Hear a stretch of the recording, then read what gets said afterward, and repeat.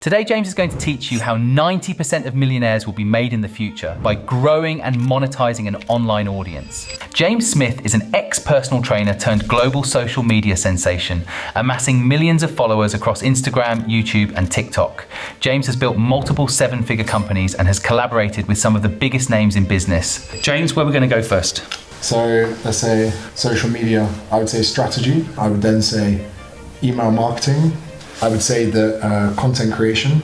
I would say sales process. Sales process. Love sales. Sales is such an underrated word, underrespected. Social media strategy. Oh, love this topic. Where do we go first on this? So this is something I've changed my mind on in the last 6 months. I think the first thing we want to do is accrue goodwill. So I never really knew what I was doing for years, but it was accruing goodwill. I knew that if I put out helpful content for years on end, that when I did have a business and offering an email list, whatever it was, that someone would be, maybe through the law of reciprocity, in a position to give back. I believe that most people bought my first book, not because they wanted to read it, but they'd potentially had so many of their thoughts challenged and changed from my content that it was a no-brainer.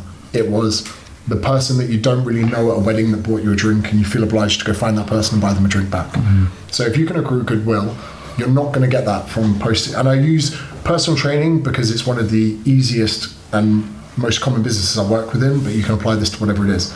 Taking pictures of your lunch won't accrue goodwill. Showing people the workout you did today won't accrue goodwill.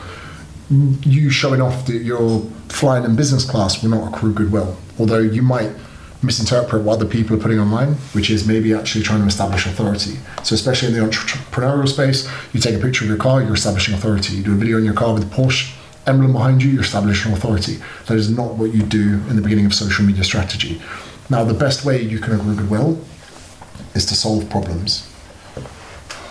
Now, I can often see where people are out of touch with their audience when they don't understand the problems. I've got a coach at the moment called Louis, and in that, he's under the belief that if 100 people walk down the street and he was to interview them, that 95% of them want to feel better and build a bit of muscle. And I said to him, I think you're out of touch with the fact of how many people actually want to lose fat, how many people are crippled with their self-esteem, whatever. If you don't understand the problems that your client is facing, you will be so out of touch with accruing goodwill with an audience. Most people, or actually most successful businesses, are in the realm of solving problems. I know that's been said 1,000 times before, but you really need to understand who your avatar is, which brings me in. And I know that every marketing guru talks about avatar, but not looking at bright blue men. Think about it even when you look at adverts on TV. If you're looking for an advert for a pickup truck, it's get down to your local Toyota dealership and take out the new Hilux for a spin. If it's an advert for a more expensive car, it's and the Porsche 911 992 is going. They even talk in the accents of the audience that they're trying to curate and win over. If you can talk to your avatar, you will attract them. Do not try and be someone that you're not, because I did this for years in corporate. And then when I started personal training, I tried to be a corporate personal trainer and I attracted. So your avatar, make sure you know who it is that you want to work with. And again, be realistic with this. Some coaches want to work with athletes. Okay, this is the worst cohort we could go after. If we look at the UK population, 14 to 16% have a gym membership. Go to your local gym, your Pure Gym, your David Lloyd. How many of them are athletes? Nearly none. And if they are athletes, they're in sports clubs or they're in academies. And if they're in sports club and academies, they already have an S&C coach. Some people are going after what they want, not what the market actually is. That is not a legitimate problem. There are not many athletes out there that need S&C, and if they do, they're not going to get it from a PT, they're going to get it from an S&C coach, and if they're good at what they do, they would have been taken up by a sports club. So you need to make sure those problems genuinely exist, and they're not what you think the problems are, they are actual problems.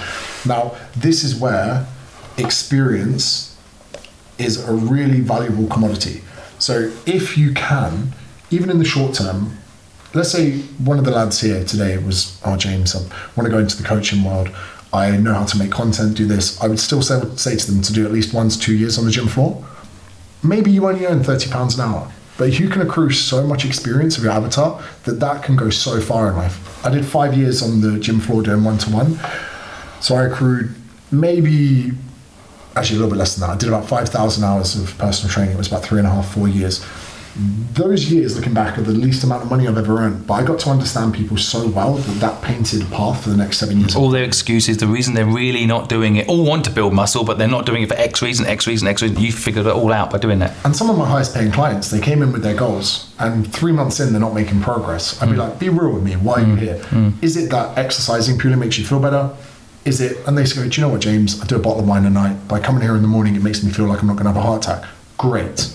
Because now I'm not resenting you as a client that doesn't make progress. You were just bullshitting me. So then when I did move into, say, an online service offering, I had the experience to really understand what those problems were. So our content strategy must surround solving problems. And some people sit here, they've got a content block, I don't know what to talk about. I'll literally say list 10 problems. And it sounds really reductive. So let's imagine for the second that the person here is, their problems are, can't grow following. We won't do 10, and maybe a little bit too many, but we'll pick 3 for instance. Out of your avatar, what would you say some of the problems are there? Can't make ends meet. Can't make ends meet. And another one? Lacking the motivation to go and do it. Lacking that, motivation's already the wrong word, but like they don't think they have enough knowledge to go and do it. Cool. This one's an interesting one because I've already got an idea for this one. But then people go, okay, well, let's go into the content creation side of it. You have a hook in the problems that people face. Can't grow a following, and say, if you're struggling to grow your following, then maybe you should try this. I don't like at the moment, I don't know how much of this you might have done. I hate it when people go, these are 5 things that we can do. I just don't like that. I don't like people numbering what they're doing. These are 3 ways to lose fat. It kind of is a bit of a disjointed story arc. I'd rather people just went straight into, if you can't grow the following, it's probably because of this. And if you do this, you have a story out that works. Oh, and did you know that one of the biggest issues, that will resonate with people. By the way, I completely agree with that. When I first started the content I was doing 5 years ago, I started with like, these are 5 ways to raise money. And it was because I'd read there was a formulaic way of getting people to watch the video right to the end. Right? And instead, I think the better way for people to think about it is, why do you want to raise money? You know, like ask the audience to engage with you, to learn what it is why do they even need to raise money? They've watched Dragon's Den, they think they need to raise money because that's the only business show they've ever watched. So they think raising money is the way to build a business. So it's like actually getting to the root, back to your point of what is the actual problem you're trying to solve for the people you're serving, as opposed to just following a formulaic thing that's going to get you views for the sake of it. And there's another technique here. I learned this from Ed Lawrence. He calls it the dangle. So say you've got 3 points. Say your first point, and just before you get into your second point, talk about the third point. So you go, today we're going to talk about how to grow your following. But just before we talk about how to get over the fact that you lack motivation, we're going to look at how you can make ends meet.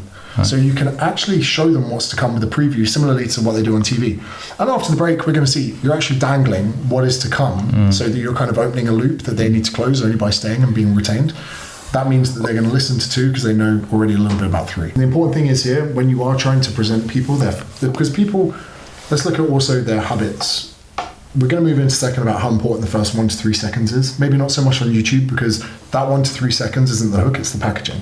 And they've already made a decision by clicking on your YouTube video, and actually probably your first 10 to 20 seconds is going to pay off their decision. It's important that we don't waffle, hey guys, welcome back, any of this. You've got 1 to 3 seconds to make them realize that you understand their problems. If you can't grow a following, it's because if you can't make ends meet, this is something that's really important. When you say lacking motivation, already I think of a creative here where we can go counterintuitive. You don't lack motivation, because motivation is something that comes on the way after you've already started. Your problem is inaction. So you can actually hijack that and not give them the answer they want, you give them the answer they need. But if we list, the more problems we list, these aren't going to apply to everyone. If you can't grow your following, probably 98% of people on social media don't give a fuck about their following. But it's still important that we say the right things so that also the algorithms that we're using within certain platforms can understand who it is we're talking to, because it's within their best interests on platforms to serve content to the right audiences that they want. So when it comes to growing a social media following, the strategy needs to be problem solving, because if you can solve someone's problems, they will keep coming back and they'll probably subscribe.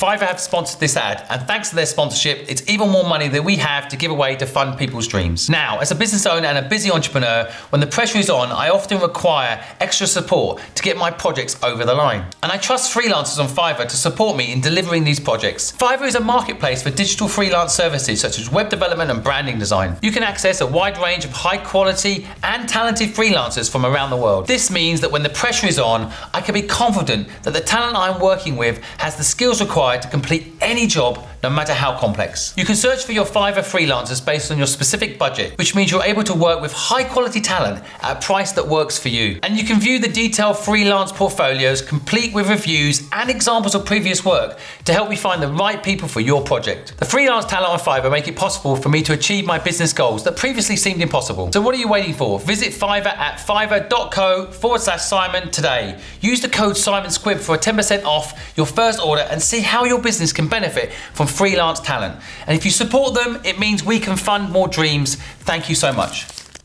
Email marketing. Let's talk about this for a second. If you've got a big enough email list that actually resonates with your mission, how do you start? What's the process? If you said, I'm going to delete all your social media following, or I'm going to delete your email list, take the social media followers. Right. That's a big thing for people to realize.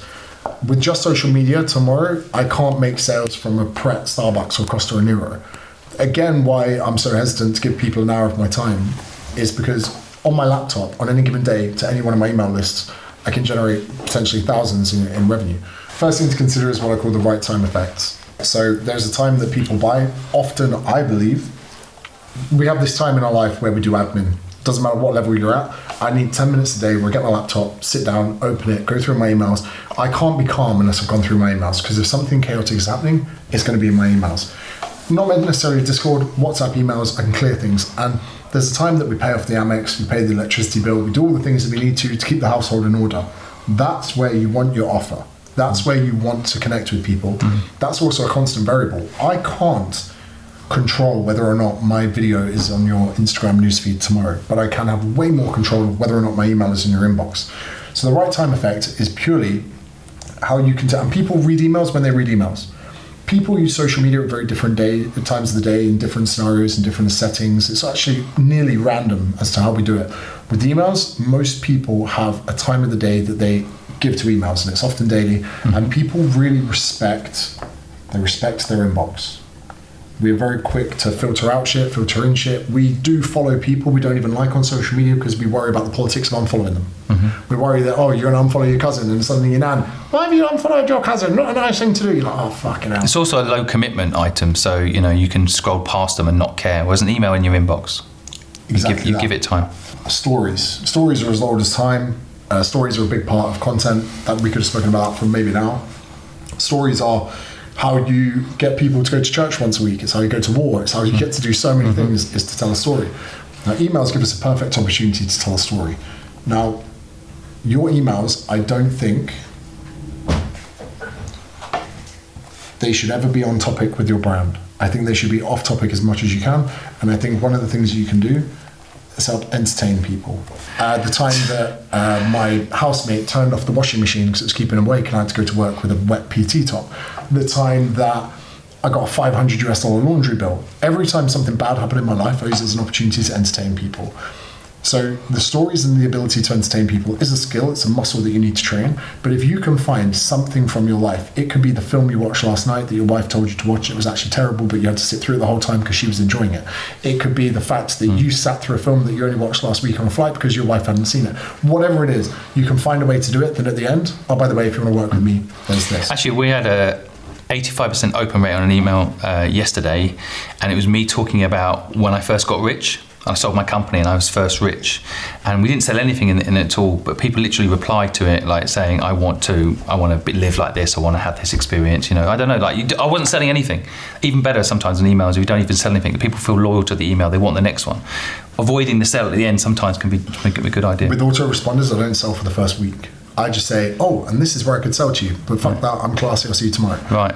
Interesting what you just said about open rates. I would say fuck stats, bang sales. And that's actually very true. I mean, I like open rates because it shows a loyal list, but it doesn't mean anything if no one buys anything when it comes to those listings. So sometimes that 85% open rate could have been a 50% read rate, but we wouldn't know. It's the same following, right? You have 1 million people following. Who gives a fuck? They all wanted to buy your mug. bang, sales. Yeah, So, bang sales. But you wait 10 days. Is that's an interesting fact for people? You wait 10 days generally before you sell someone who's new on the list something. We'll right? move into the next thing. So autoresponder is actually a really old school term for what this is.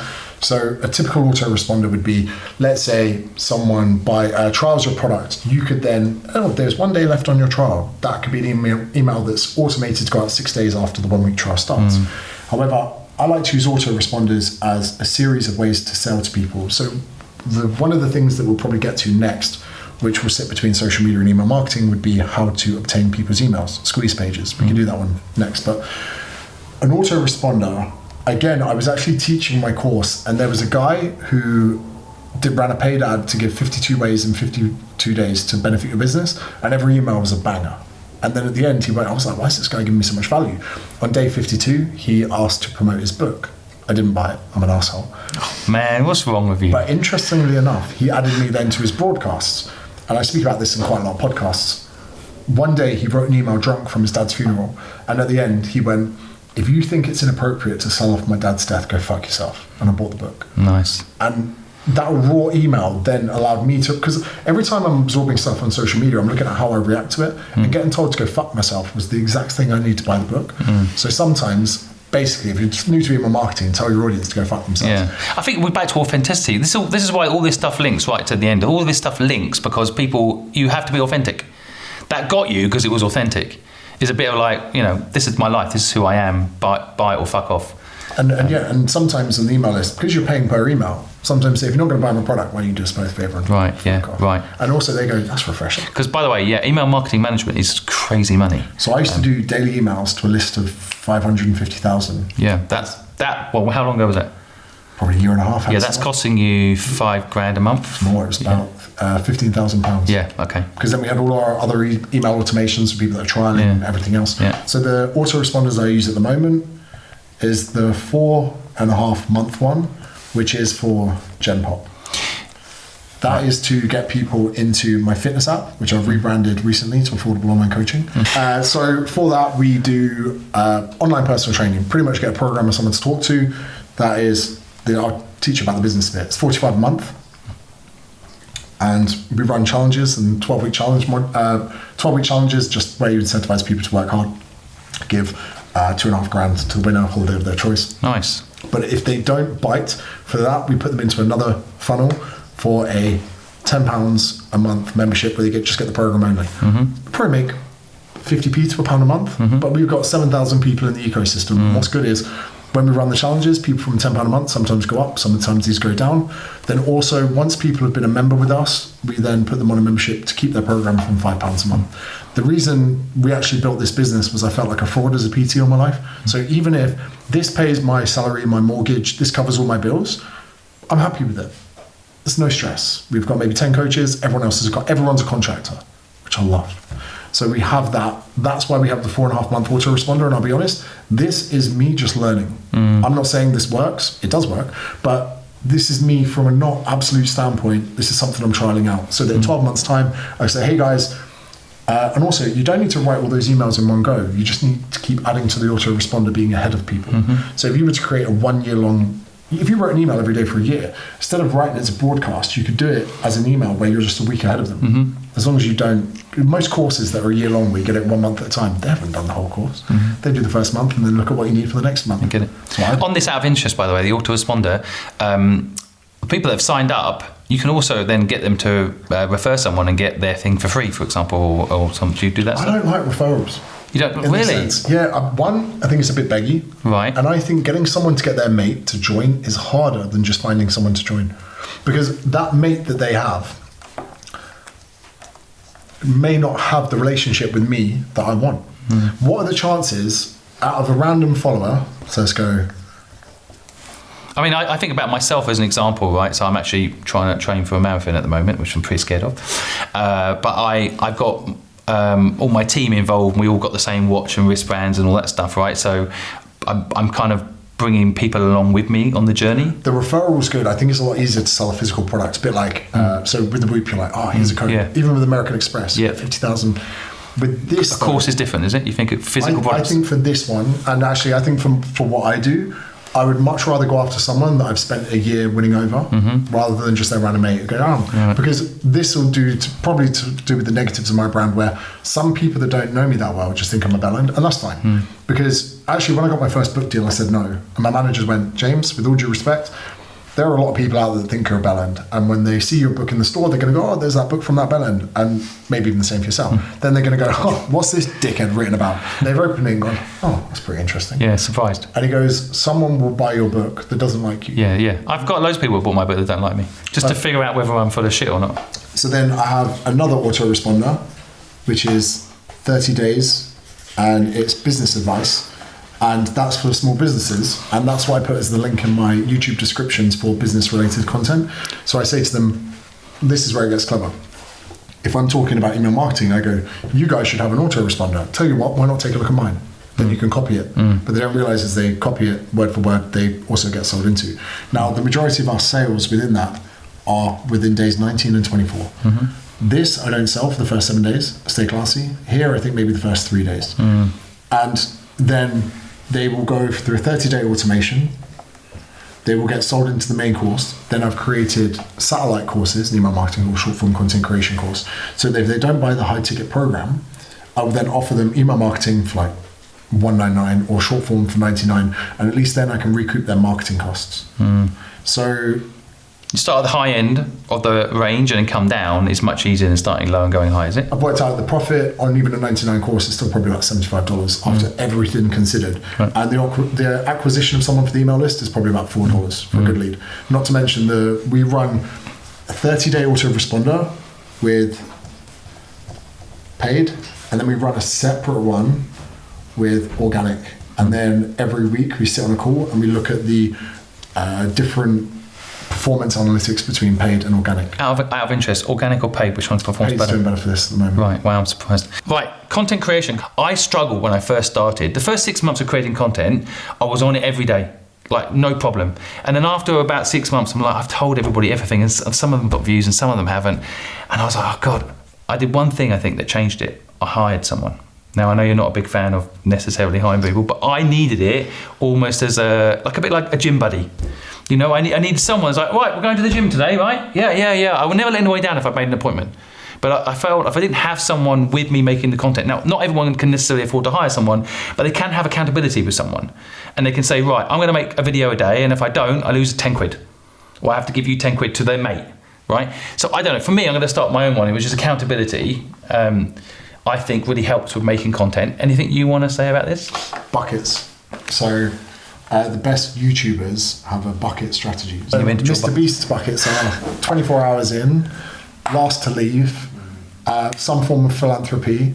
And so if you actually look at his videos, he's going through the same 5 buckets every time, and he's just changing the titles. So when he sits down with his team, he goes, 24 hours in, buried alive, cool, that's good. 24 hours in, the slowest train ride in the world.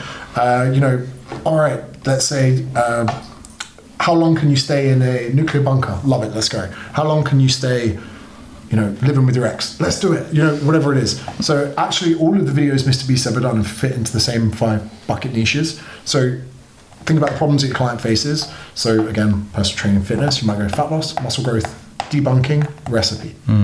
Now, Sean Casey, do you follow him online? Irish guy, Sean Casey? He's a genius with this because he's got a fitness fat loss business, but his 4th bucket is recipes. Now, we said before, maybe 14 to 16% of the UK go to the gym. Everyone fucking eats. Everyone. And I wish I didn't attack Joe Wick so much back in the day because sometimes you're having a slow day on social media, a little air fryer recipe, boom, 22 million views, 10,000. So I'm a big guy about that. So yeah, bucket strategies be good because then you're just accountable to the bucket. You wake up, yours could be how to earn more, how to spend less, how to hire, whatever. So then when you wake up, it's not like, oh, what am I going to make content about today? It's what topic or title can I do within that bucket? Right. I think breaking it down to make it simple. I bought a staircase in Twickenham, this kind of monster of a building, ridiculous. But I partly did it to symbolise that, step by step. So if you tell people you're going to lose weight and you tell them a whole thing about how to lose weight, it's too overwhelming for people. It's like how to climb a mountain. People need to the first step, the first mountain, the first part is this is how you're going to climb it. You're going to get some sleep the night before, make it simple, the first step simple. So like how to raise money, I've done just stuff around that, or how to market a business, just stuff about that. Well, today we're generally covering quite a lot of things, but we'll still break it up into little buckets. So even all the way to 1 million followers, me and my manager raced each other to celebrate the number. So you're going from 255 to 256. I'd see a message 256. I'm like, fuck, he beat me to it. Everything needs to be broken down into those small little steps. Same way that someone goes, oh, I want to lose 25 kg. I'm like, motherfucker, you want to lose 1 kg. I'm going to do that 25 times. And so many people, they're really bad with their goals with this. Oh, if I was 20 kg lighter. I'm like, if you were 1 kg lighter, because listen, we can make you 1 kg lighter in 5 days. And then in 5 days, I'm going to give you a high five and let's go for the next one. And you need to have these really small incremental wins. Otherwise, you just get overwhelmed. I'm gonna write it down. I think content is just steps. It is just like, like you say, this week, focus on getting 500 followers. That's it. I've actually launched a new channel on purpose just to show people. Like one day I got 800 followers doing just steps. And that's a win.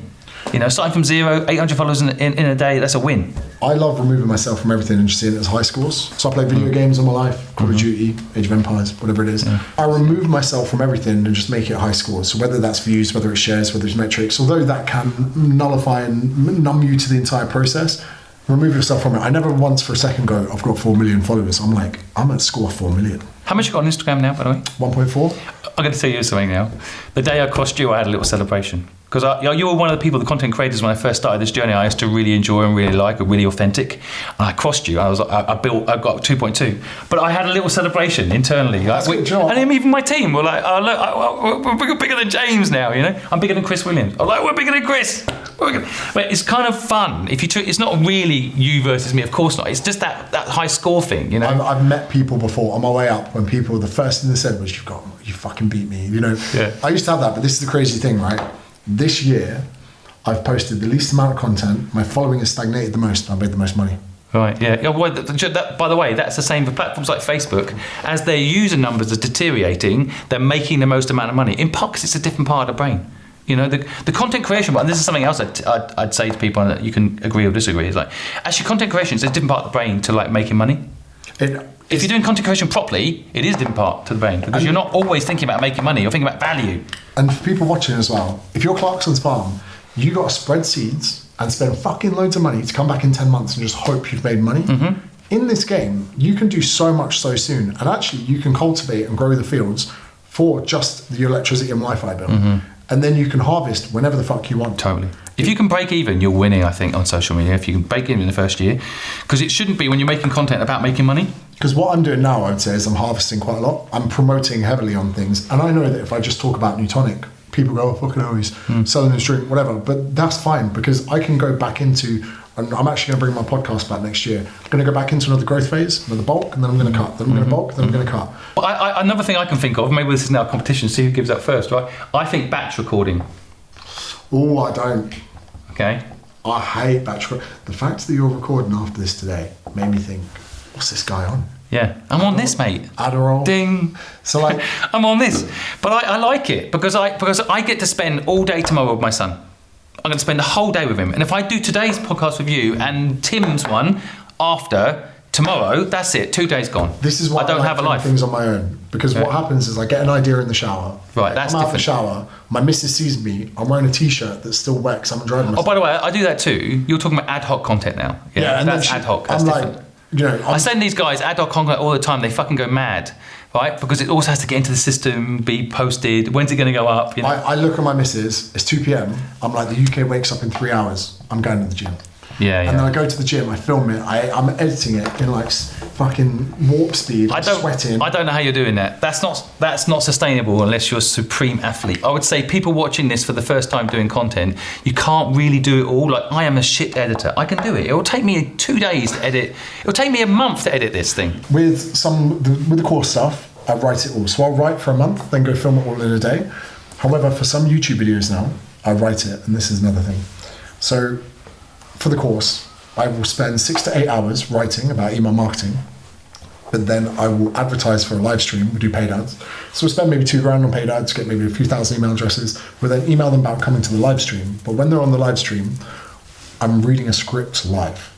So they think that I'm really you know, I could talk about email marketing. Hopefully this video goes to show I'm not reading from a fucking teleprompter. No, you're not. But reading from a teleprompter is for the cold audience, because they need to know what I'm on about. And the chaos doesn't work with cold. It can work with people that may be semi-warm. I find out with lives, by the way. Sometimes with lives, I need a script because I'm repeating, saying the same stuff, going back and forth. But then I break from it and do a Q&A, then I go back into it. So scripting for me was something I never thought I needed, because I'm an off-the-dome guy kind of person like you. But then my manager is curating the questions and giving me the ones he knows I can answer best. Right. And then I go back into the script. So I'll talk for an hour and 40 minutes. And I know that just leaving that to the YouTube algorithm, it will be evergreen and it will be just bringing business in as time goes on. And it took me a while to realize that, James, yeah, cool, you're an off-the-dome guy, you've got chat, whatever. But if you plan and strategize and write for 6 hours, you're going to get some of your best stuff. Because actually, I'm creative off the cuff. But because I've written, I'm sure you must have noticed when you're writing your book how much more that muscle of creativity on the keyboard starts to get better over time. Totally. You even type out words, you're like, where did that word come from? I've never used that word in my life. Then you Google it, you're like, I'm a fucking legend. Yeah. And then, so yeah, sometimes scripting, I would then find jokes and I'll find more humor, and my brain can work at a slightly different pace. So from a content creation standpoint, also another thing is, if you're not sure or you're spending a bit of time in front of camera, you're a bit nervous, write a script, read the script, cover it in B-roll. There is so much you can do there without having to look down the barrel of a camera. The B-roll, that's another good thing on content, by the way. I mean, we talked about earlier having good B-roll, but I when I'm doing script, I really hate it, but I'll talk to the camera naturally for as much as I can remember of the script, and then I'll turn to reading the script, because I think people can tell when you're reading a script. I'll then turn to reading the script when I know there's B-roll overlaid. So that way, the bit that is very not me reading a script is B-rolled. Perfect. So they don't know that you're reading a script. Yeah, I don't really want to be reading the script. So when I'm watching content where I can't see the person talking, I'm sometimes I'm now trying to listen to whether or not they're reading or whether or not they're speaking. Well, yes, that's when you get into the creative business, you start seeing how it all works. And then now I'll watch Netflix and even movies. I now try and figure out where the mics are. Right. Yeah. So Roadhouse with Conor McGregor was terrible. The audio is all done in post-production. But even I watched Hitch the other day, the Will Smith film. The audio is so out of sync the whole way through the film you don't even realise. Yeah, when you're in content creation, I love watching Breaking Bad, and I loved the other day someone was getting something out of the fridge, and the camera is in the fridge.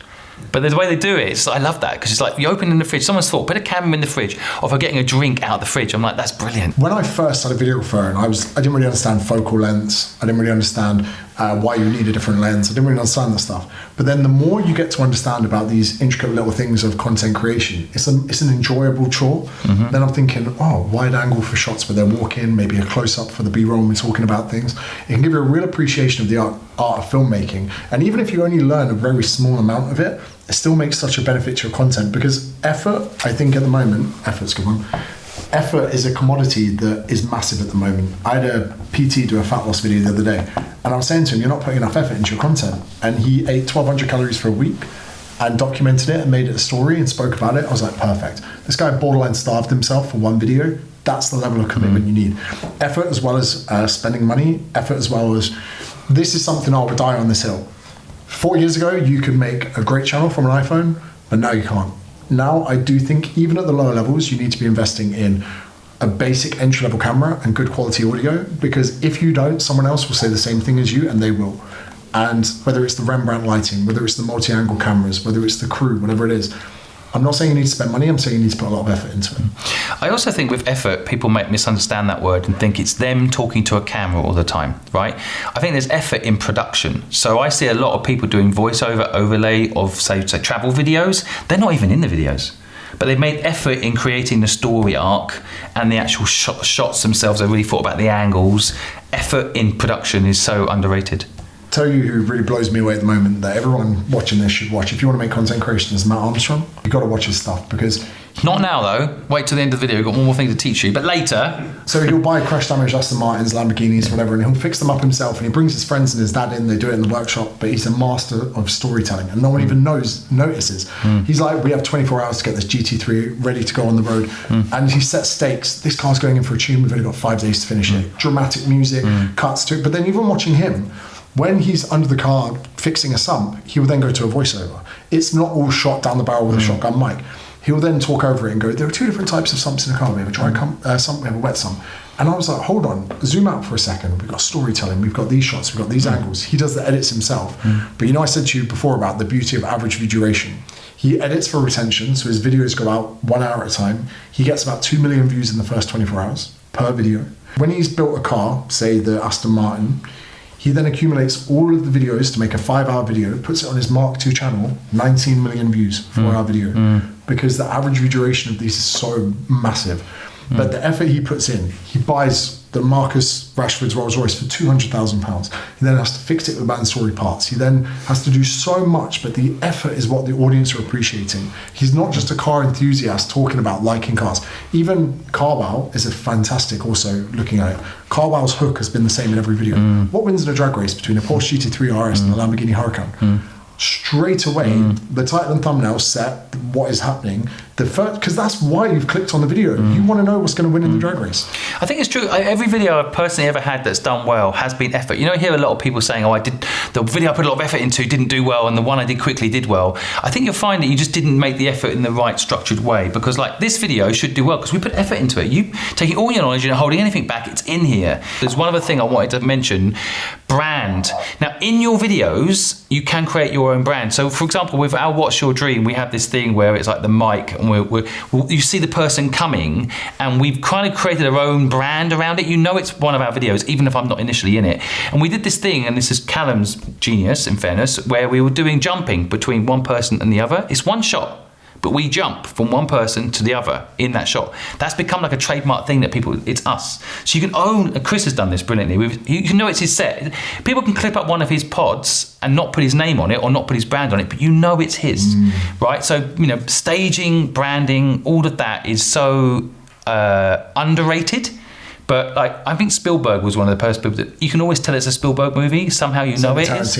Yeah, you kind of know instantly. Somehow it's theirs. It's the way they cut, the way they do the intro, and that's something you as an individual should really think about your brand.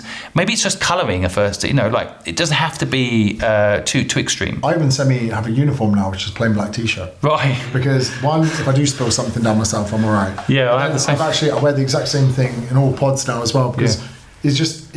You have your idiosyncrasies, right? And that idiosyncratic approach that you have to content, your hooks, your pacing, how you talk, even B stories, going off on a tangent, self-deprecating banter, whatever it is. You just need to make it your own. And the thing is, even if we found your most boring mate, if we sat with him, he has something funny about him. Definitely. And there are some creators out there, you shouldn't lean into what's working for other people. You should see what is as far as a framework. But you should be yourself. Again, there's a fitness creator called Sean Casey. He's dry, he's monotone. He's like, if you want a really good air fryer recipe, then this is 600 calories. But he's not trying to be enthusiastic, and people love him because it is him. Yeah. And if you complain to that and make it your brand, you're completely right.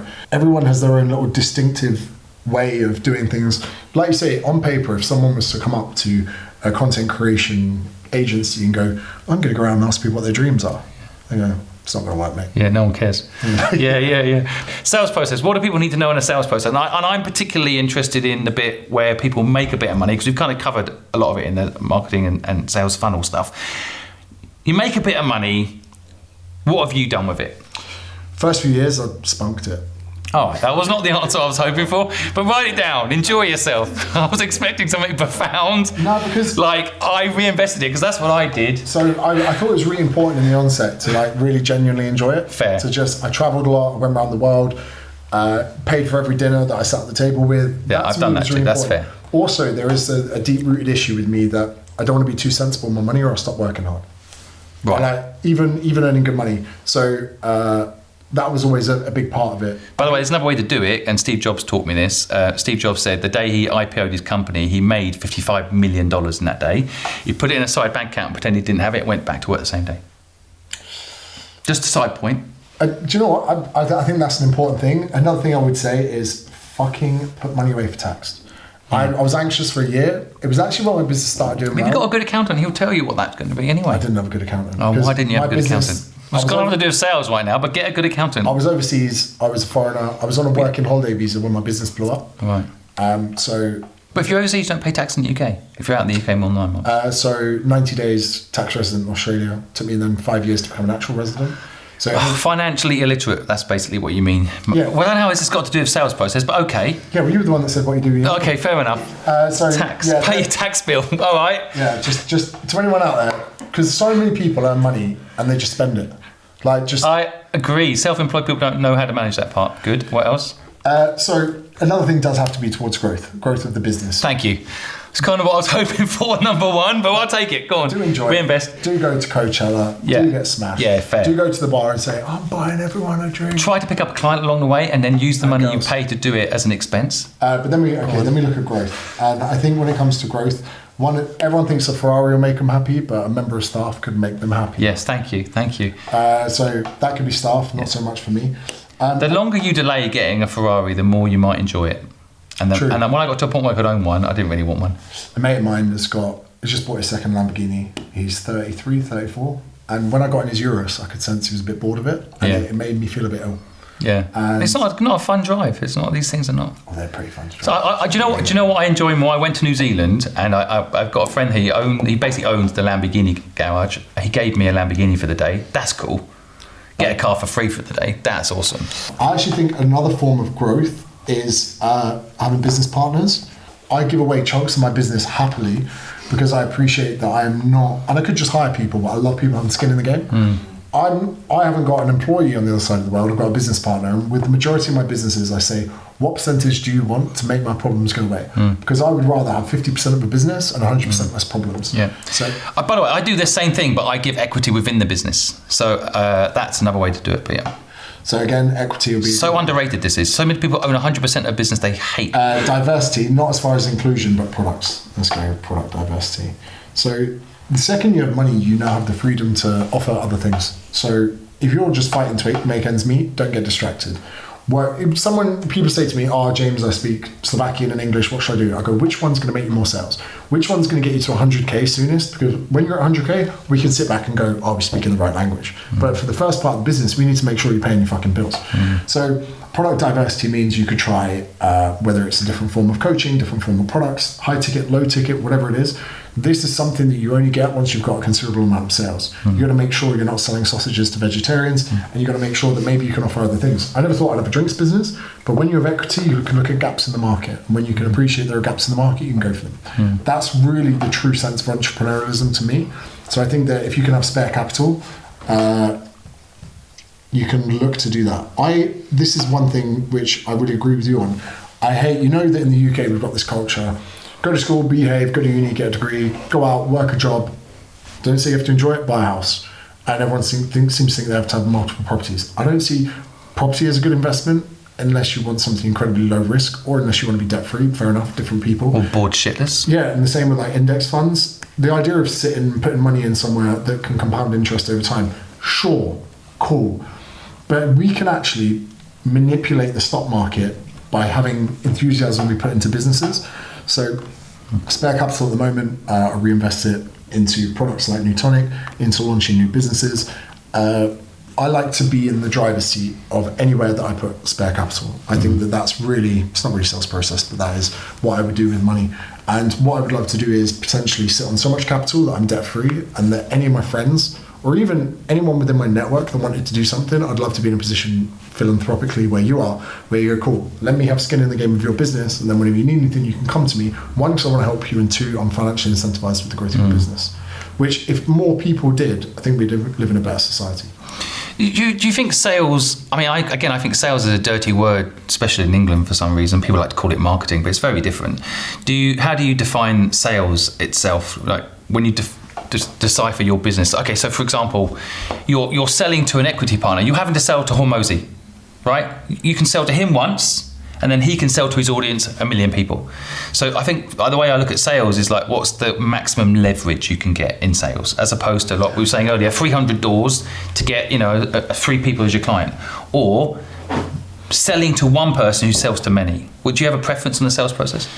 Not necessarily. Leverage, I would think, is a dirty word than sales. You think leverage is a dirty word? Because it feels like you're leveraging someone for something.